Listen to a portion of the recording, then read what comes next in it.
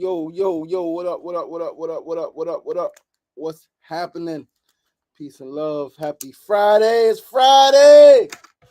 Woo! Baby. It is Friday, though. It's a little hoarse, a little dry, but it is Friday morning.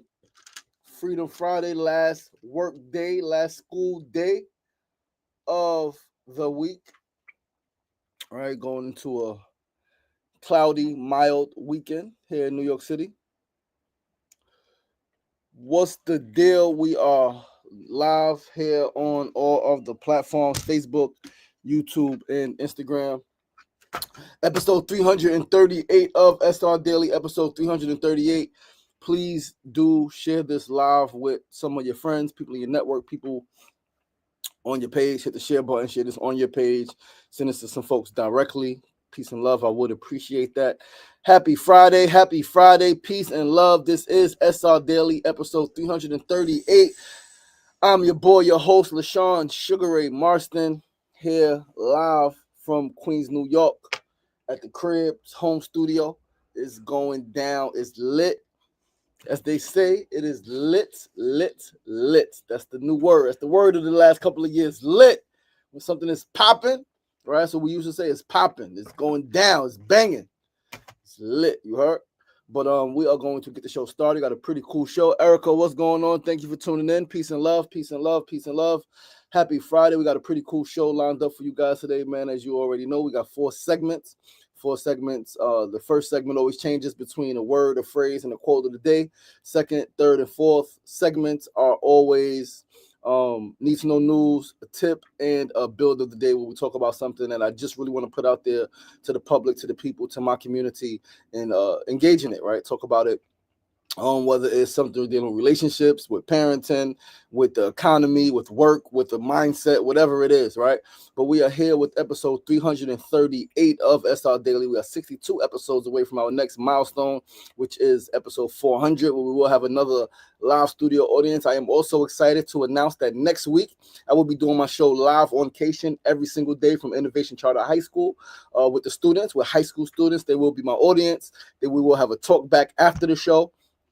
And I will be actually leading them in meditation, all right, 5 days next week, Monday through Friday, as part of their enrichment week. So they're getting a lot of things. They'll be getting media, they'll be getting communication, and they'll be getting meditation, mindfulness, wellness practices. I'm super excited for the opportunity to share this gift, right, with these young people, these young high schoolers from our city, who some live in Harlem, Bronx, they live all throughout the city, but super dope, super powerful, super impactful. I love that this show is growing. I love the direction that it's taken. I love that we are able to get into different spaces specifically and engage our young people. We complain about our young people. We talk about our young people, especially in New York City, all of the things they're doing, the freaking subway surfing, the McDonald's fiasco that's happening, all of the stuff that some of our young people are doing, the behaviors that they're engaged in. We complain, rightfully so. However, we got to give them something different. We got to show them something different. We got to make them a part of something different. Not just show them, not just tell them, but make them a part. So me being able to get into this high school, make these young people part of my show, right? Part of this show. This 338 episodes in. We've had sponsorships from Toast. We've had sponsorships from Remedy Organics. We've had partnerships with Ben and Jerry's. We've done a lot with this show, and to bring young people in and show them what's possible when you just start something, when you just do your own thing, regardless to what people around you are saying, regardless to what they're doing. When you follow your heart, your passion, your spirit, right? When you let your mind, your goals, your ambition lead you, it's going to take you somewhere that you didn't think about. I didn't think about, as much as I love Ben and Jerry's ice cream, I didn't think about Ben and Jerry's being a sponsor until recently, right? And when I thought about it, I made it happen, right? I met somebody from the team, and I was able to make it happen. But that wasn't a thought when I started out. I was like, yo, I want Ben and Jerry's. I just was eating ice cream. And then I was like, oh, snap, it would be cool to have Ben and Jerry's as a partner and a sponsor on something specifically when I do an episode of the show. And we had a meeting. We was able to make some stuff happen. And episode 300 was live at a Ben and Jerry's location. That was super dope. That was super interesting. I really love that. But let's go right along with the show, guys. We're going to start with our first segment of the day. Today's first segment is our word of the day, and is very Powerful word, right? Normally only associated with one thing, and that word is investment. Investment is our word of the day. Investment is normally only hold on one second. Investment is only, I don't know what's this happening. Something's happening on my IG thing. But investment is normally only associated with money and monetary, right? Making monetary investments, which obviously people do and we need to do more of. But I like the definition. Investment is traditionally defined as the commitment of resources to achieve later benefits. Very simple. So yes, that could be money, but that's also time, that's also energy, that's also ideas, right? And I wanted to talk about this word today in this definition particularly because I wanted us to understand that we are always investing. We are always making investments. We are always making investments. We are always investing our time, our money, our energy, our thoughts, our ideas, our intellectual property, right? We're investing our health, right? We are always investing in something. And so the goal and the key should be, right, to be intentional, to know this, and to make sure that you are investing in something that you are getting a good return on, right? And so the question is, what are we investing in, right? What are we investing? First, no, what are we investing? Are we investing time? Are we investing money? And what are we investing in? So you can invest time in a relationship. You can invest money in a relationship. You can invest time in developing an idea. You can invest money in developing an idea, right? Like you can invest an idea into something else without necessarily putting the time or the money into it. So like, what are you investing and what are you investing in? That is the key. What are you investing and what are you investing in? And what is the return on your investment? What do you expect to gain out of the investment that you made? And when, right? By when? Do you expect to gain money? Do you expect to gain a stronger network? Do you expect to gain more respect? Do you expect to gain, what do you expect to gain from your investment? And by when? Is it a 6-month investment? Is it, okay, I'm going to invest my time and energy into this situation for 2 years. I'm going to invest my ideas into this group, right? My time and my ideas into this group, into this think tank for 6 months and see what we can build from that, see what we can extract from that, right? Like, what are we investing? And then what are we investing in? Those are two separate things that a lot of times when we think investment, we just think money, and we're investing in stocks, we're investing in this company, we're investing in yourself. Rising stars, what's going on? What's going on? Invest in yourself. You are your greatest investment. Your mindset, right? The knowledge that you have, your wisdom, your physical body is an investment, right? Your emotional health, your mental health, well-being. These are things that you need to invest in, right? You need to invest in these things. You need to invest in your body. You need to invest in your looks. You need to invest in your health. You need to invest in your dreams. You need to invest in yourself. So a few people have said it over the few years, right? Bet on yourself. Bet on yourself. Like I have invested everything into myself, whether it's in my media career, right? And making sure I have the devices, the phones, the laptops, the microphones, the lights, right? All of the things, the tripods, and all of the things when I need it. Make sure I'm investing in that. Invest in my health by eating as properly as I can, right? As properly as I can and know how to, with the resources that I have and where I'm at geographically, right? Like eating fruits and eating vegetables and exercising and getting adequate rest and having fruitful relationships that make me laugh, that inspire me, right? Whether I'm investing in my art career, right? Separate from the media arts, but my art career, my career as an art curator, right? I'm learning, I'm researching, I'm studying, I'm doing all of these different things, right? To invest in myself. And so, yes, today's word of the day is investment. Investment is traditionally defined as, quote unquote, the commitment of resources to achieve later benefits. I'm committing something now. I'm putting something in. I'm making a deposit into something with the hopes and the expectation that this thing is going to yield these results. So investment is the word of the day. Thank you guys for tuning in. Peace and love, brother. Said Fusi and Kofa. Peace and love. Tuning in from Artel Hotel Men's Homeless Shelter. Homelessness is a result of a lack of affordable housing. Homelessness is the result of a lack of affordable housing. Absolutely, my brother. Thank you for tuning in. I appreciate your commitment and your dedication. Yeah, man. Yeah, man. Yeah, man. So let's move right along to our second segment of the day. Today's second segment, our need to know news of the day. It is news. Don't know if you guys been hearing about what's happening. I don't know if you saw the interview, but Pinky Cole, founder, creator of the Slutty Vegan brand, owner, lost ownership and had to purchase her company back, had to buy a company back. So I haven't been too abreast on it. What I have seen in recent weeks was, I think, two locations in New York closed. I think Harlem and another location closed, or two locations in Harlem closed, and one still open in Brooklyn. But yeah, she lost the brand, had to purchase it back. We're gonna read an article, right? Like I haven't been too abreast on this, but I'm very interested in it because I mean, for multiple reasons. Number one, she's a sister. She's an entrepreneur, right? She's put a lot of people in place to win, to generate income, and to do dope things.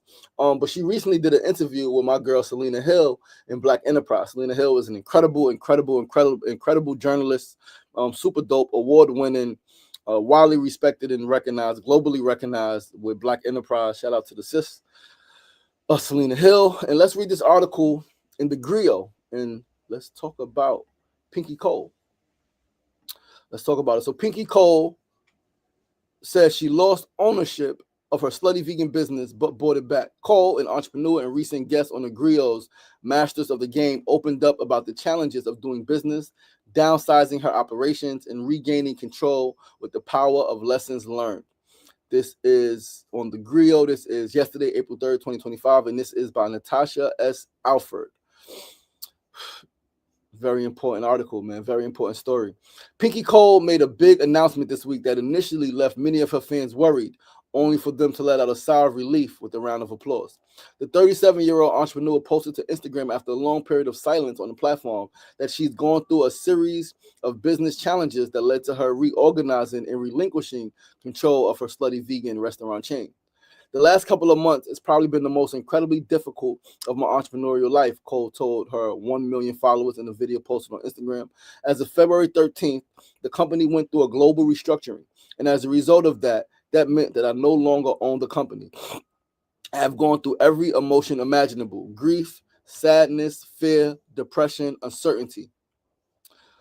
What a lot of us entrepreneurs go through, I have gone through. But I realized that as long as I continue to stick to my faith, God will always be by my side. And as hard as change is, it is necessary. As hard as change is, it is necessary, but it's always for the good.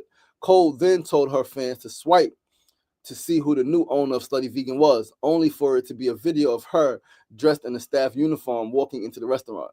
The catchy marketing rollout was part of Cole's rebrand under what she calls Slutty Vegan 2.0. The restaurant boss explained in an exclusive with People that while her company was valued at $100 million, she had $10 million alone in corporate overhead. She decided to downsize the number of Slutty Vegan locations, closing in places like Spelman College, and she gave up ownership of the company to an assignee. This positioned her to buy the company back for an undisclosed amount and start fresh. Cole also discussed recently surviving a terrifying car accident in which an object on the road, a mattress to be specific, smashed into her windshield. She took it as a sign to figuratively rest and slow down after an intense year of grinding and setbacks. While initially she feared some judgment in going public with her business's ups and downs, Cole says that honesty will free future entrepreneurs, especially in the Black community, to not make the same mistakes. In an interview for the Griot's Masters of the Game series, Cole offered the following reflections. I want for our community to better understand how business works. When I first got into this game, I didn't know nothing about equity. I didn't know nothing about safe notes. There were so many things. Ain't nobody teach me the answer. So I'm running a company trying to learn these things, right? And trying to learn these things, right? And not wanting to look foolish. But at the end of the day, it's okay to not know. But you got to go out and learn the information so that when you walk into these relationships with, let's say, investors, you already know what it is and you're prepared and equipped. The second part about this, when it's time to raise money, you have to make sure that you have the right financial advisors in your corner, the right people that understand your business, and then they can translate it to you. Not knowing my number kicked me in the foot because while I was just so focused on the passion, I didn't understand what was happening with my numbers, and somebody else had to translate the thing that I created for me. All of these things that I've learned in 1.0 has prepared and equipped me for 2.0. And I believe that it will help so many founders as they navigate through the elevation and growth in their business. Watch this segment above and catch the full interview with Pinky Cole on the Griot SRDaily.com. So yeah, check it out, right? Check it out. Watch the interview, Google the article, look it up, right? Talk about the story. Yo, Courtney Starks, what's going on, my brother? It is an absolutely important story for our community, for business owners. One thing I gathered. Oh, my laptop, my back part. I need a new laptop case. I got to order one this week.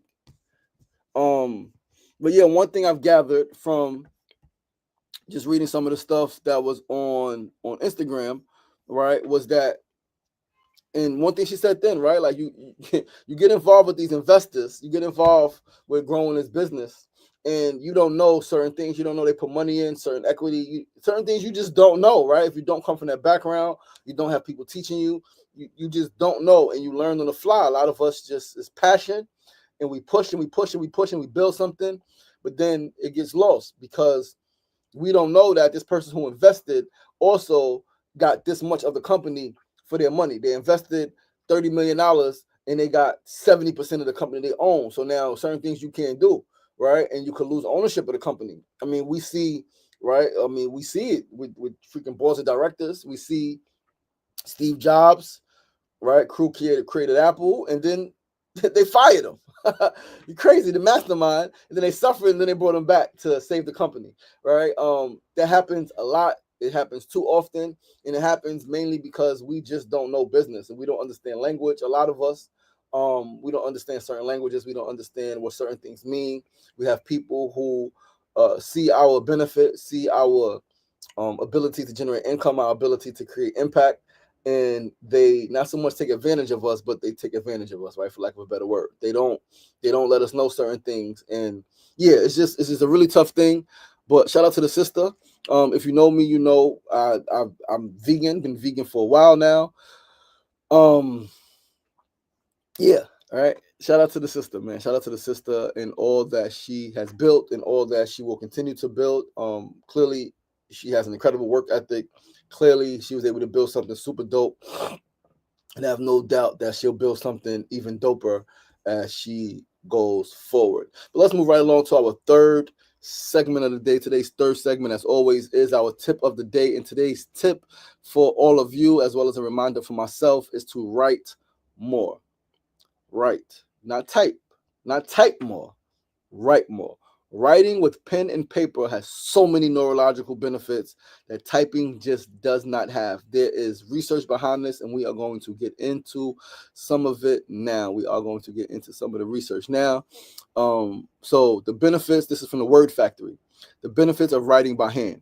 The Princeton UCLA research found that when we take notes by hand, we listen more carefully, distill the information we hear, and summarize it rather than writing everything down verbatim as we're prone to do when typing. This more active thinking improves understanding and retention.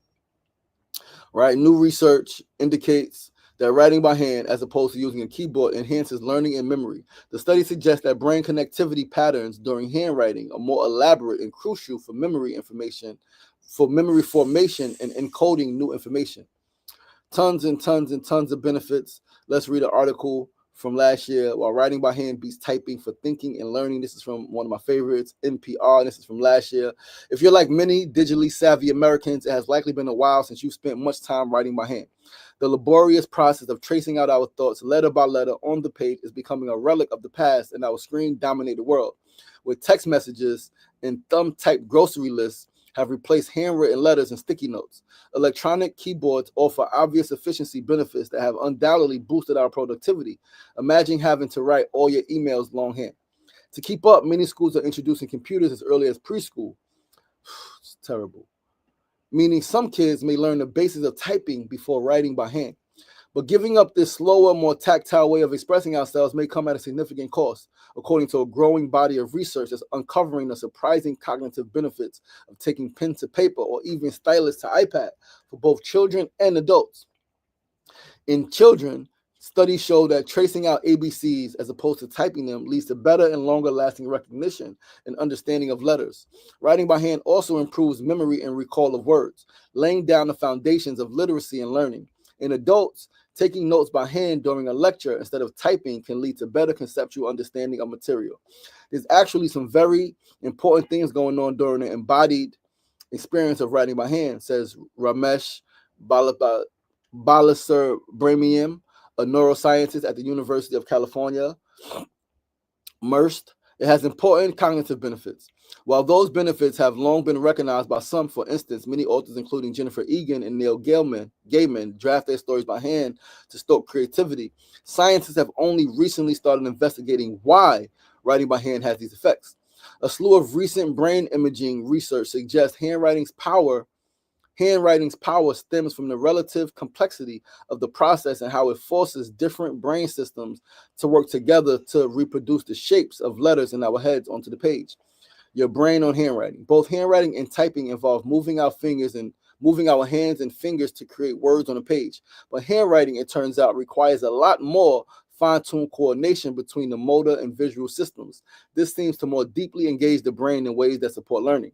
Handwriting is probably among the most complex motor skills that the brain is capable of, says Marieke Longcamp, a cognitive neuroscientist at Aix-Marseille University.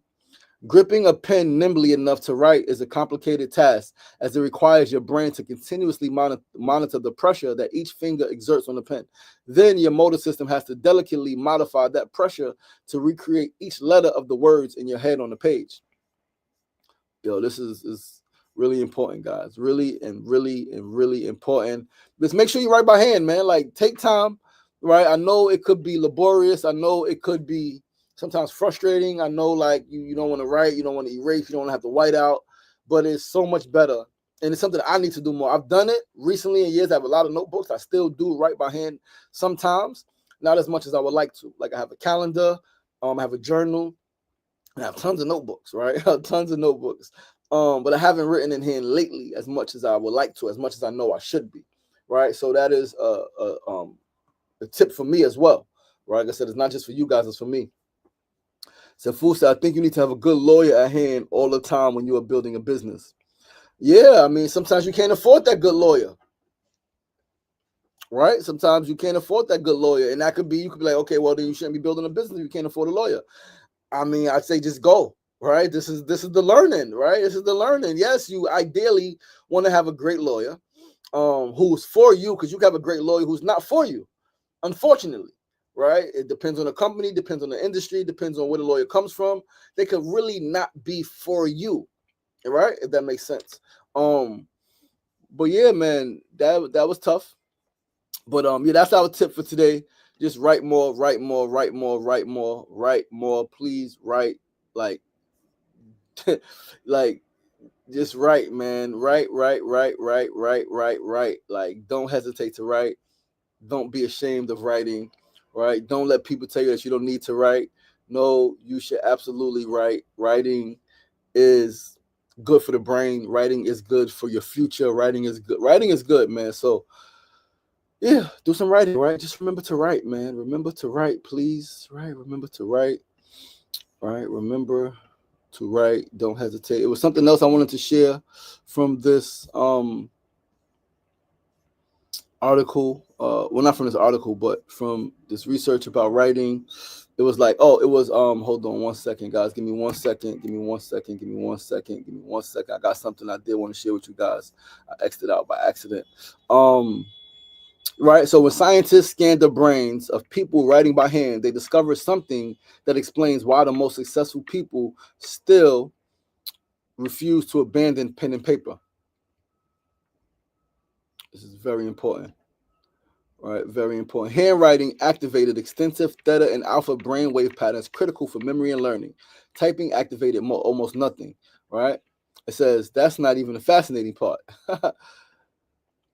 They identify 16 distinct neural connections that only light up during handwriting. These pathways don't exist when typing. The manual formation of each letter creates a unique dance in your brain that technology cannot replicate. What does this mean for your untapped potential?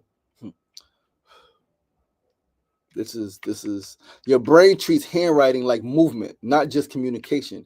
Each curve and line you draw physically reshapes your neural architecture. Successful individuals who still write in journals aren't just being quirky, they're accessing brain states that typing can't touch. And there's more. There's more, right? There's more, right? Like, have you ever noticed how goals written by hand materialize more consistently than typed ones? It's not coincidence. Mm. Yo, this is golden, guys. This is golden. Write down ideas. Right. So, want to unlock your creative potential and actualize your dreams. Carry a notebook everywhere. Write down your ideas, observations, goals, anything that sparks your mind. The physical act creates connections across your entire brain, not just the limited regions engaged by typing.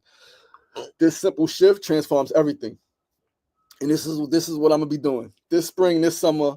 I'm carrying a notebook with me. I'm carrying a notebook. I got pens, and we're gonna write. Right, we're gonna commit to writing more. As again, it has so many benefits, so many. Mona Love, what's up, my baby? Happy Freedom Friday. Said Fool said, I wish I had some writings from my father. Powerful. Mona Love said, I love writing. I love the process and mechanics of writing. Writing is amazing, right? It's amazing. Again, it can be tiresome, of course, but like it's so many benefits. But let's move right along before we get up out of here, guys. So our fourth and final segment of the day. Today's build of the day, I just want to chat about detachment. I've spoken about it before, but detaching from people we love is not loving them less. It is loving them freely and wholly, despite any decisions that they make that may not be what you want, right? What you would want or suggest or recommend. That's love, right? Love is saying, hey, I love you because you are who you are, not because you have done what I expect you to do, not because you are how I would expect you to be. I love you because you are you. Now, that is tough because and this is what I spoke about before, fake love. A lot of fake love a lot of love, quote unquote, is fake because it's not really rooted in people's freedom. It's rooted in their connection to you and how they do things that you expect them to do. The moment they do things, the moment I go out and I become a crackhead, right?